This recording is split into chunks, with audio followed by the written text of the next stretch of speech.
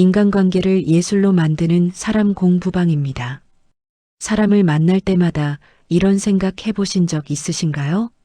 왜 어떤 사람은 말 한마디만 해도 주변이 조용해지고 어떤 사람은 아무리 떠들어도 아무도 귀 기울이지 않는 걸까요? 왜 누군가는 처음 보는 자리에서도 금방 환대받고 누군가는 오래 알아도 늘 어색한 걸까요? 우리는 평생 사람을 만나며 살아왔습니다. 그런데 이상하게도 나이가 들수록 더 외로워지는 사람이 있고 나이가 들수록 더 많은 사람이 찾아오는 사람이 있습니다. 그 차이가 뭘까요? 학벌도 아니고 재산도 아니고 심지어 성격도 아닙니다. 동네 슈퍼에서 이런 장면 보신 적 있을 겁니다. 같은 물건을 사는데 주인이 유독 한 분한테만 더 친절합니다. 아파트 경비실도 마찬가지입니다. 똑같이 택배를 찾으러 가는데 어떤 사람한테는 경비 아저씨가 웃으면서 응대하고 어떤 사람한테는 그냥 무심하게 넘어갑니다. 처음엔 운이라고 생각했습니다. 그 사람이 원래 인복이 있나 보다 그렇게 넘어갔죠. 그런데 자세히 보면 패턴이 있습니다. 어디를 가든 대접받는 사람들에게는 공통점이 있습니다. 겉으로 보기엔 평범합니다. 목소리가 크지도 말을 많이 하지도 않습니다. 오히려 조용한 편이죠. 그런데 신기하게도 사람들이 그 사람 말에 귀 기울입니다. 그 사람이 부탁하면 거절하기 어렵습니다. 그 사람 앞에선 왠지 함부로 대하면 안 될 것 같은 느낌이 듭니다. 이게 뭘까요? 카리스마일까요? 아닙니다. 권위일까요? 그것도 아닙니다. 그건 말입니다. 말 자체가 아니라 말을 다루는 방식입니다. 말의 내용이 아니라 말의 온도입니다. 무슨 말을 하느냐가 아니라 어떻게 말하느냐입니다. 오늘 이 영상에서는 그 비밀을 하나하나 풀어보려 합니다. 당신이 지금까지 놓쳤던 신호들, 당신이 무심코 지나쳤던 순간들, 그 안에 답이 있습니다. 어렵지 않습니다. 거창한 변화도 필요 없습니다. 다만 조금만 다르게 보면 됩니다. 누군가를 함부로 대했던 기억이 있다면, 누군가에게 무시당했던 기억이 있다면 이 영상이 작은 위로가 되길 바랍니다. 당신은 틀리지 않았습니다. 다만 몰랐을 뿐입니다. 이 이야기가 도움이 되셨다면 구독과 좋아요로 함께 해주세요. 같은 고민을 하는 분들께 이 영상이 닿을 수 있도록 말입니다. 첫째 말투, 동창 모임에 갔을 때입니다. 60대 중반의 박상철 씨는 오랜만에 만난 친구들과 식사를 하고 있었습니다. 그런데 이상한 일이 벌어졌습니다. 옆자리에 앉은 친구가 계속 자기 자랑만 늘어놓는 겁니다. 젊은 시절 무용담부터 시작해서 자식 자랑, 재산 이야기까지 쏟아냈습니다. 그런데 신기한 건 그 친구가 말할 때마다 주변이 조용해졌다는 겁니다. 박 씨는 속으로 생각했습니다. 저 친구 말투가 참 특이하네. 목소리가 크지도 않았습니다. 빠르게 말하지도 않았습니다. 그런데 뭔가 달랐습니다. 말 한마디 한마디에 무게가 실렸습니다. 끝까지 들어야 할 것 같은 느낌이 들었습니다. 한참 뒤 다른 친구 한 명이 말을 꺼냈습니다. 열심히 떠들었지만 아무도 귀 기울이지 않았습니다. 말이 많았지만 가벼웠습니다. 공중에 흩어지는 것 같았습니다. UCLA 심리학과 엘버트 메라비안 교수의 연구에서 흥미로운 결과가 나왔습니다. 사람들이 대화 상대를 평가할 때 말의 내용은 7%만 영향을 줍니다. 나머지 93%는 말투, 억양, 속도, 음높이 같은 비언어적 요소가 결정합니다. 더 놀라운 건 목소리 톤만으로도 상대방의 신뢰도를 판단하는데 0.5초밖에 걸리지 않는다는 겁니다. 반초입니다. 눈 한 번 깜빡이기도 전에 우리 뇌는 이미 판단을 내립니다. 듀크 대학교 연구팀이 500명을 대상으로 실험했습니다. 같은 내용을 다른 말투로 들려줬더니 낮고 안정적인 톤으로 말한 사람은 78%가 신뢰할 만하다고 평가받았고 높고 빠른 톤으로 말한 사람은 34%만 신뢰받았습니다. 말의 내용은 똑같았는데도 말입니다. 무슨 말을 했느냐가 아니라 어떻게 말했느냐가 전부였습니다. 그 사람이 존중받는 건 대부분 말투 때문입니다. 똑같은 말도 어떻게 하느냐에 따라 무게가 달라집니다. 빠르게 쏟아내면 급해 보입니다.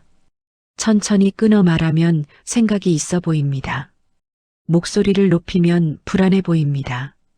낮고 고르게 유지하면 안정적으로 보입니다. 이건 속임수가 아닙니다. 말투는 그 사람의 내면 상태를 그대로 드러냅니다. 이건 성격 문제가 아니라 패턴입니다. 말을 빨리 하는 사람은 자신이 없는 겁니다. 상대가 끊을까봐 서두릅니다. 들어주지 않을까봐 급합니다. 말을 천천히 하는 사람은 여유가 있습니다. 들어줄 거라는 확신이 있습니다. 말은 멀쩡한데 행동은 다르게 움직이는 사람들의 특징입니다. 겉으로는 자신 있는 척하지만 말투가 불안을 드러냅니다. 입으로는 당당하게 말하지만 목소리가 떨립니다. 쇼펜하우어는 이렇게 말했습니다. 말하는 방식은 그 사람의 내면을 드러내는 거울이다. 우리가 무슨 말을 하느냐보다 어떻게 말하느냐가 더 중요합니다. 말투는 거짓말을 하지 않습니다. 아무리 좋은 말을 해도 말투가 흔들리면 신뢰가 무너집니다. 아무리 평범한 말을 해도 말투가 안정적이면 믿음이 생깁니다. 당신이 누군가와 대화할 때 불편했던 기억이 있다면 그건 당신 잘못이 아닙니다. 상대의 말투가 불안정했던 겁니다. 당신은 그 신호를 본능적으로 감지했을 뿐입니다. 이제는 당신도 말투를 의식해 보세요. 천천히 낮게 끊어서 말하는 연습을 해보세요. 그것만으로도 사람들이 당신을 다르게 대하기 시작합니다. 당신의 말에도 무게를 실어도 됩니다.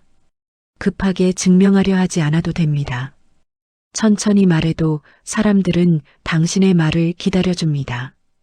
그게 당신이 가진 권리입니다. 둘째, 눈빛. 63세 이명숙 씨는 며느리와 대화할 때마다 묘한 느낌을 받았습니다. 며느리는 늘 공손하게 대답했습니다. 네, 어머님 알겠습니다. 말은 다 맞았습니다. 한 글자도 틀린 게 없었습니다. 그런데 뭔가 이상했습니다. 며느리가 말할 때 자신을 똑바로 쳐다보지 않았습니다. 눈이 이리저리 움직였습니다.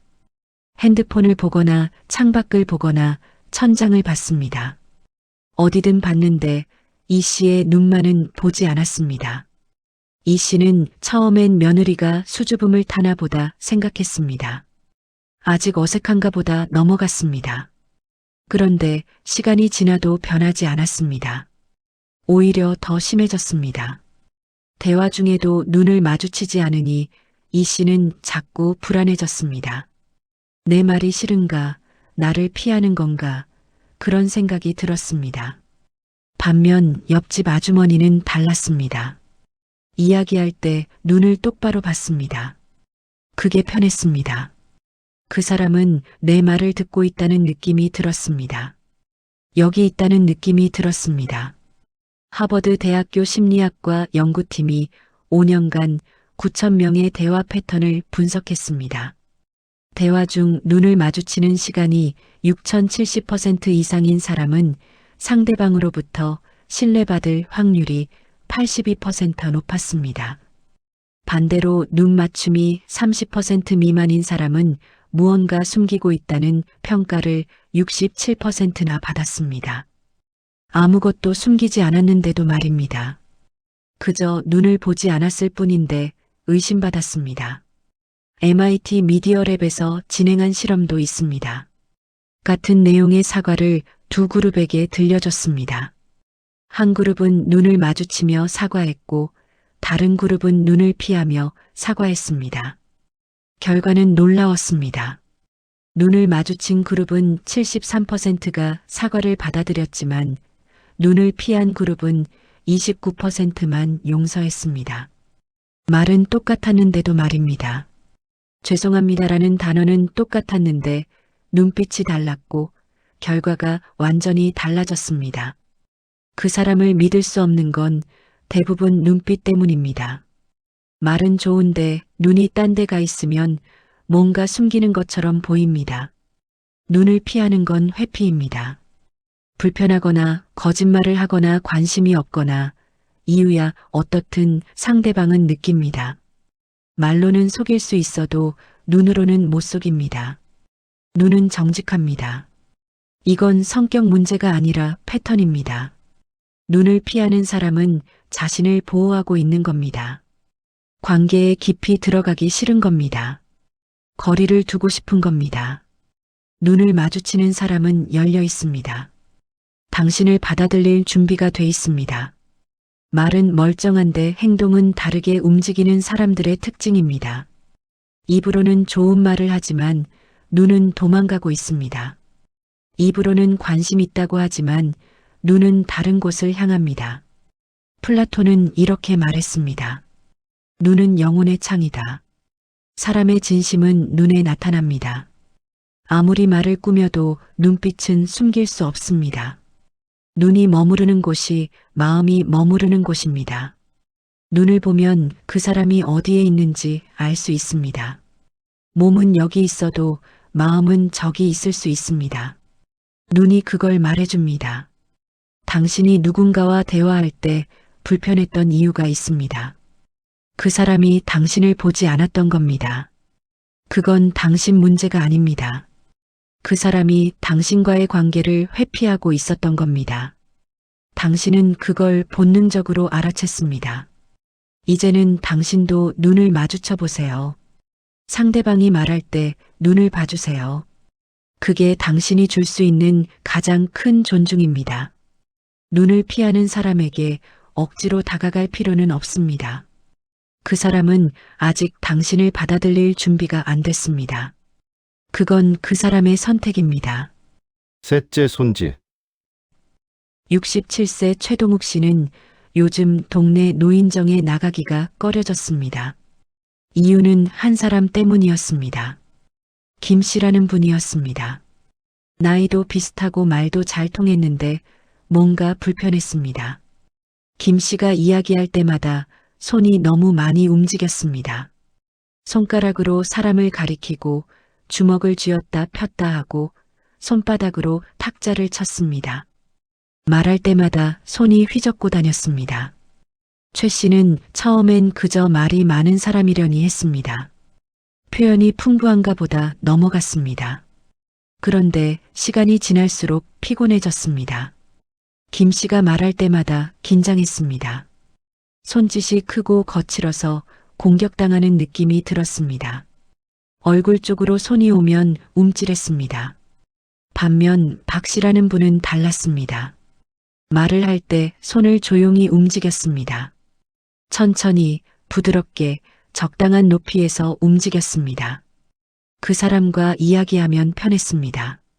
위협받는 느낌이 없었습니다. 시카고 대학교 심리학과 수전 골딘 마이너스 매도우 교수 연구팀이 1200명의 대화를 분석했습니다. 손짓이 얼굴 위쪽이나 상대방 얼굴 방향으로 향하는 사람은 공격성 평가를 73% 받았습니다. 반대로 손짓이 허리 높이 아래에서 부드럽게 움직이는 사람은 신뢰도 평가가 81% 높았습니다. 손의 위치만으로도 사람들은 위협을 느끼거나 안정을 느꼈습니다.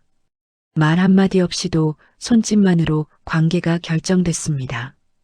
컬럼비아 대학교 제스처 연구소에서 흥미로운 실험을 했습니다. 같은 내용을 설명하는데 한 그룹은 손짓을 크게 하고 다른 그룹은 손짓을 최소화했습니다. 결과는 명확했습니다. 손짓이 큰 그룹은 불안정하다, 공격적이다는 평가를 64%나 받았습니다.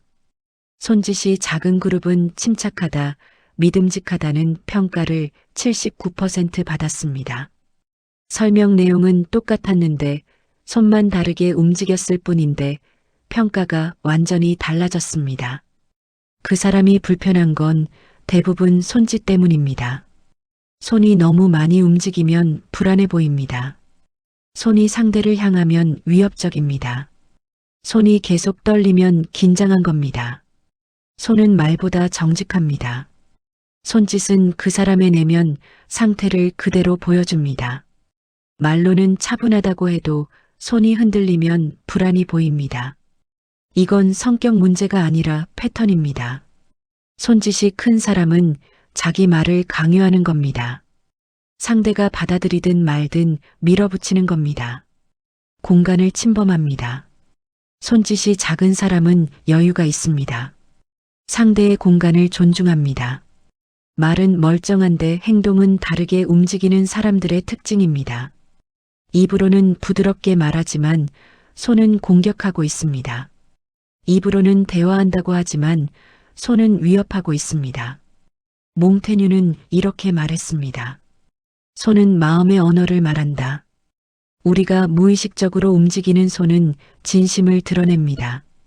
아무리 차분하게 말해도 손이 흔들리면 불안이 보입니다. 손이 상대를 찌르면 적대감이 느껴집니다. 손은 거짓말을 못합니다. 입은 속여도 손은 정직합니다. 당신이 누군가와 대화할 때 위축됐던 기억이 있다면 그건 당신이 소심해서가 아닙니다. 상대의 손짓이 공격적이었던 겁니다. 당신의 몸이 본능적으로 방어 자세를 취한 겁니다. 그건 정상적인 반응입니다. 이제는 당신도 손을 의식해 보세요. 대화할 때 손을 낮게, 천천히, 부드럽게 움직여 보세요. 상대방을 가리키지 마세요. 탁자를 치지 마세요. 그것만으로도 사람들이 당신 곁에서 더 편해합니다. 손짓이 큰 사람에게 무리해서 맞춰줄 필요 없습니다.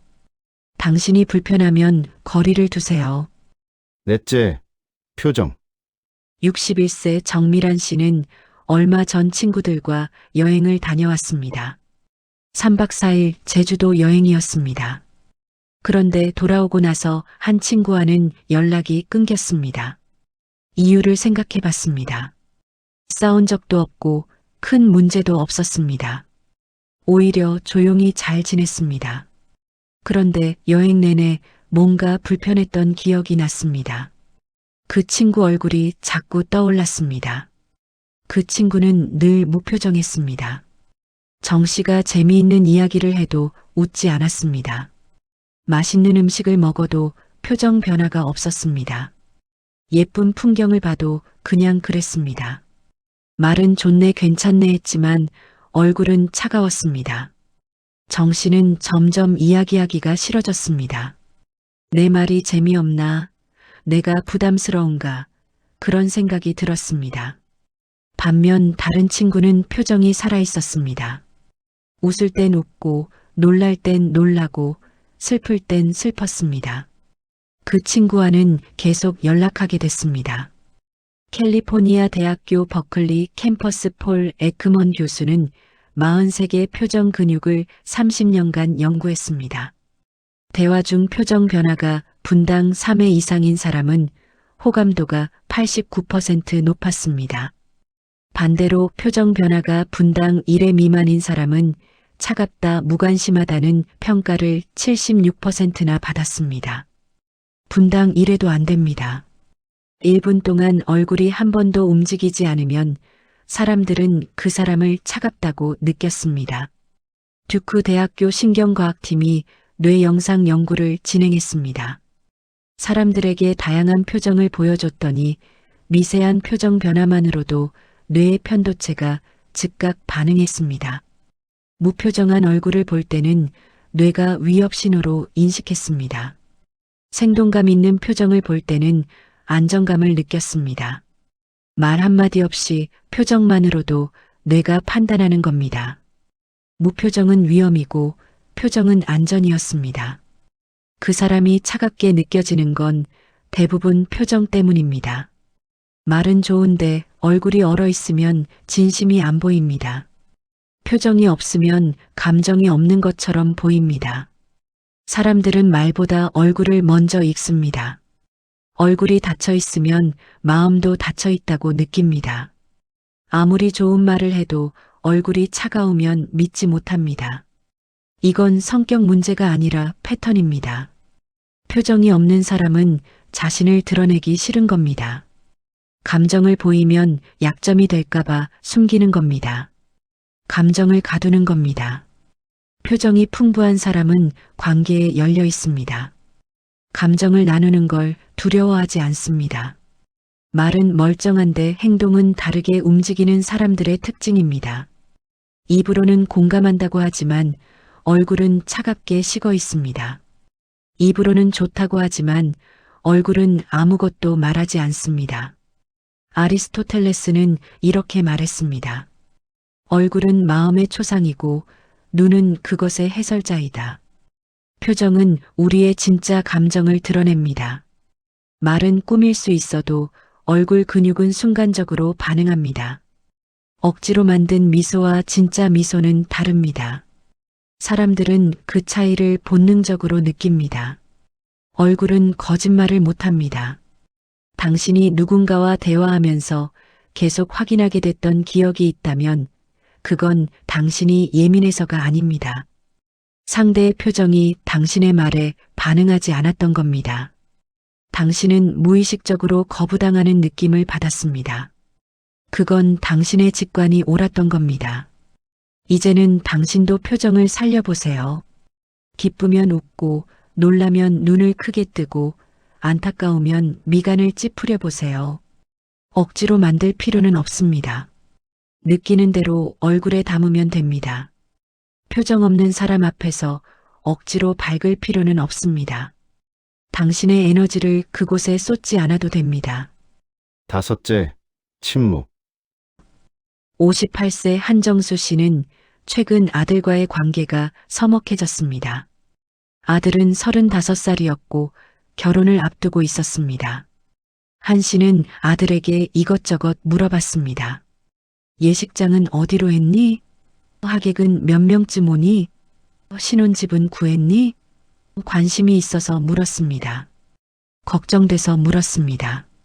그런데 아들은 대답을 짧게 했습니다. 네, 아직이요. 알아보는 중이에요. 그러고는 침묵했습니다.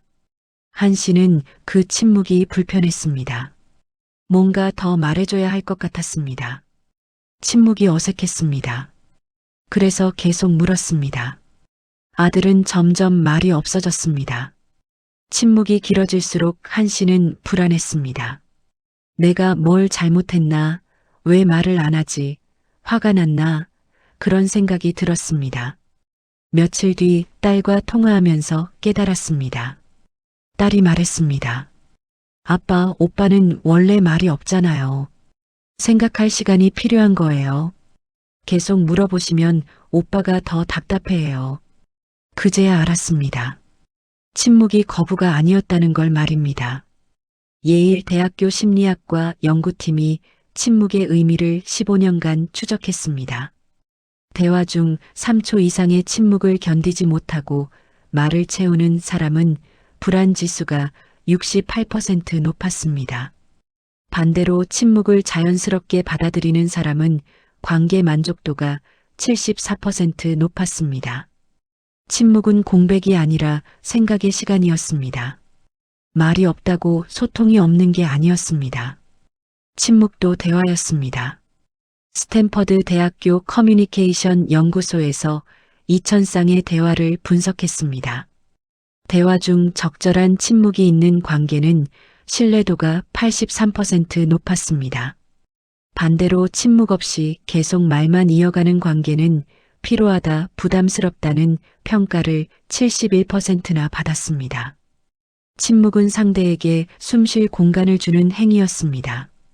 말을 멈추는 것도 배려였습니다. 비우는 것도 채우는 것만큼 중요했습니다. 그 사람이 편한 건 대부분 침묵을 견딜 줄 알기 때문입니다. 침묵이 불편하지 않은 사람은 상대를 믿습니다. 말로 채워야 한다는 강박이 없습니다. 침묵을 못 견디는 사람은 불안합니다. 빈틈이 생기면 관계가 무너질 것 같습니다. 그래서 계속 말을 쏟아냅니다. 말로 공간을 메웁니다. 침묵이 두려운 겁니다. 이건 성격 문제가 아니라 패턴입니다. 침묵을 두려워하는 사람은 자신이 없는 겁니다. 말을 멈추면 상대가 떠날까봐 겁냅니다. 침묵을 받아들이는 사람은 안정적입니다. 말이 없어도 관계는 흔들리지 않는다는 걸 압니다. 말은 멀쩡한데 행동은 다르게 움직이는 사람들의 특징입니다. 입으로는 대화한다고 하지만 실제로는 혼자 떠들고 있습니다. 입으로는 소통한다고 하지만 상대의 침묵을 허락하지 않습니다. 니체는 이렇게 말했습니다. 침묵은 때로 가장 강력한 외침이다.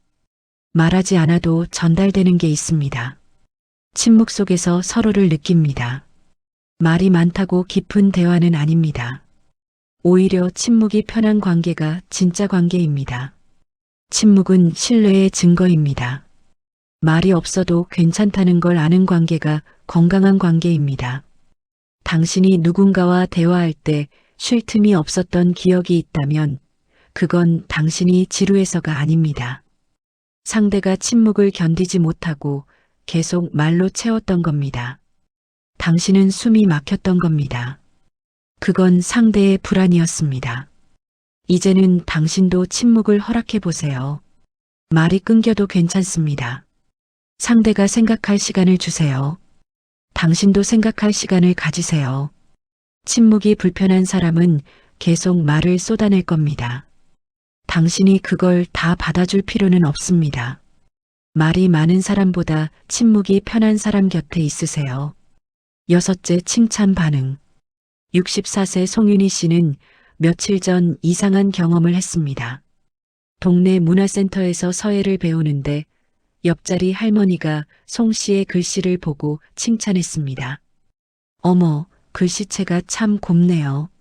송 씨는 기분이 좋아서 말했습니다. 아니에요, 아직 멀었어요. 겸손하게 말한 거였습니다. 그런데 그 할머니가 이상한 반응을 보였습니다. 에이, 겸손 떠시네. 잘 쓴다니까요? 목소리에 짜증이 섞여 있었습니다. 표정도 굳었습니다. 송 씨는 당황했습니다. 진심으로 겸손하게 말했는데 왜 저런 반응일까요? 무슨 잘못을 한 걸까요? 며칠 뒤 다른 수강생 한 분이 송 씨 글씨를 칭찬했습니다. 이번엔 송 씨가 다르게 대답했습니다. 감사합니다. 요즘 연습을 좀 했어요. 있는 그대로 말했습니다. 그랬더니 그분이 환하게 웃으며 말했습니다. 그래요? 그 노력이 보여요. 정말 멋지세요. 분위기가 달랐습니다. 칭찬을 거부하지 않으니까 상대방도 편해했습니다. 대화가 이어졌습니다. 스탠퍼드 대학교 심리학과에서 칭찬 수용 패턴을 5년간 연구했습니다. 칭찬을 즉시 거부하는 사람은 자존감이 낮다 불안정하다는 평가를 72%나 받았습니다. 반대로 칭찬을 자연스럽게 받아들이는 사람은 신뢰도가 86% 높았습니다. 칭찬을 거부하는 건 상대방의 진심도 거부하는 행위였습니다. 상대의 판단을 부정하는 행위였습니다. 당신 눈이 없다고 말하는 것과 같았습니다. 하버드 경영대학원 연구팀이 1,500명의 직장인을 대상으로 실험했습니다. 상사가 칭찬했을 때 아닙니다. 별거 아닙니다라고 답한 직원은 다음 칭찬을 받을 확률이 43%나 낮았습니다. 반면 감사합니다라고 받아들인 직원은 지속적인 인정을 받았습니다. 칭찬을 거부하면 칭찬하는 사람도 지칩니다. 더 이상 칭찬하고 싶지 않아집니다. 칭찬이 무한해지기 때문입니다. 그 사람이 불편한 건 대부분 칭찬 반응 때문입니다. 칭찬을 계속 거부하면 관계가 어색해집니다. 칭찬하는 사람은 무한해집니다. 내 칭찬이 가짜라는 건가? 내가 보는 눈이 없다는 건가? 그런 생각이 듭니다. 칭찬을 받아들이는 건 상대의 마음을 존중하는 겁니다. 상대의 진심을 인정하는 겁니다. 겸손이 아니라 예의입니다. 이건 성격 문제가 아니라 패턴입니다. 칭찬을 거부하는 사람은 자기 가치를 인정하지 못하는 겁니다. 좋은 평가를 받을 자격이 없다고 생각합니다. 스스로를 낮춥니다. 칭찬을 받아들이는 사람은 자신을 있는 그대로 봅니다. 잘한 건 잘했다고 인정합니다. 말은 멀쩡한데 행동은 다르게 움직이는 사람들의 특징입니다. 입으로는 겸손하다고 하지만 실제로는 칭찬하는 사람을 불편하게 만듭니다. 입으로는 감사하다고 하지만 몸은 거부하고 있습니다. 괴테는 이렇게 말했습니다. 칭찬을 받아들이는 것도 하나의 예술이다. 칭찬을 받는 건 교만이 아닙니다. 상대의 선의를 인정하는 겁니다. 칭찬을 거부하는 건 겸손이 아닙니다. 상대의 판단을 부정하는 겁니다. 칭찬을 자연스럽게 받는 사람이 관계를 편하게 만듭니다. 칭찬을 주고받을 수 있는 관계가 건강한 관계입니다. 당신이 누군가를 칭찬했는데 계속 거부당했던 기억이 있다면 그건 당신의 칭찬이 부족해서가 아닙니다. 상대가 스스로를 인정하지 못하는 겁니다. 당신의 진심이 전달되지 않은 건 상대의 문제입니다. 당신은 잘못한 게 없습니다. 이제는 당신도 칭찬을 받아보세요. 누군가 당신을 칭찬하면 감사합니다라고 말해보세요. 거부하지 마세요. 당신도 칭찬받을 자격이 있습니다. 당신의 노력을, 당신의 존재를 인정받아도 됩니다. 칭찬을 계속 거부하는 사람에게 굳이 칭찬할 필요 없습니다. 당신의 진심을 받아주는 사람에게 칭찬을 건네세요. 7번째 약자 대하는 태도. 62세 윤성만 씨는 오랜만에 고등학교 동창을 만났습니다. 그 친구는 사업을 해서 꽤 성공했다고 했습니다. 윤 씨는 반가운 마음에 괜찮은 식당을 예약했습니다. 오랜만에 만나는 친구였습니다. 이야기도 많았습니다. 그런데 식사 내내 뭔가 찜찜했습니다. 그 친구가 직원을 대하는 태도가 이상했습니다. 예전에는 이렇지 않았던 것 같은데 말입니다. 물을 달라고 할 때, 야, 물 좀이라고 했습니다. 음식이 늦게 나오자 뭐 하는 거야? 라고 짜증을 냈습니다. 계산할 때도 카드 받아라고 툭 던지듯 말했습니다. 윤 씨는 불편했습니다. 자기한테는 존댓말을 쓰면서 직원한테는 반말이었습니다. 자기한테는 웃으면서 직원한테는 차가웠습니다. 윤 씨는 식사를 마치고 집에 오는 길에 생각했습니다. 이 친구는 원래 이랬나? 돈을 벌면서 변한 건가? 아니면 내가 몰랐던 건가? 그런 생각이 들었습니다. 프린스턴 대학교 사회심리학과에서 권력과 행동의 관계를 10년간 연구했습니다. 지위가 높은 사람 중 약자를 함부로 대하는 비율은 67%였습니다. 그런데 흥미로운 건 이들이 동등하거나 높은 지위의 사람에게는 84%가 공손했다는 겁니다. 태도가 상대의 지위에 따라 바뀌는 겁니다. 위아래가 명확했습니다. 강한 자에게는 약하고 약한 자에게는 강했습니다. 미시간 대학교 연구팀이 식당, 카페, 마트에서 3,000명의 행동을 관찰했습니다. 직원에게 존댓말을 쓰고 눈을 마주치며 감사를 표현하는 사람은 주변 평판이 91% 긍정적이었습니다. 반대로 직원에게 반말하고 명령조로 대하는 사람은 신뢰할 수 없다는 평가를 79%나 받았습니다. 사람들은 보고 있었습니다. 약자를 대하는 태도를 말입니다.